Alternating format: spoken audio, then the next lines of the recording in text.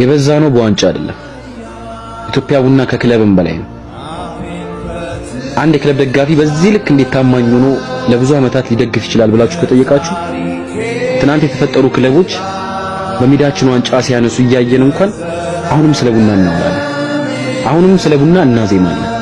ይህም ሳይበቃን ክለባችንን የሚተቹ ሰዎች እንኳን ያለ ገደብ እንከራከራለን። ታዲያ ይሄ ከቀኔም በላይ አይደለም? የአመራሩ ድክመት፣ የተጫዋቾች ጥራት ኢትዮጵያ ቡናን ሁሌ ወደታች እንኳን ቢጎትተው አሁንም ነገም እኛ የምንለው ኢትዮጵያ ቡና ነው። ኢትዮጵያ ቡና ደጋፊ ለክለቡ ሲል ታግሏል፣ ተሰድቧል፣ ብዙ ነገር ተብሏል። እና ለዚህ ደጋፊ ክብር ይገባል። ሪስፔክት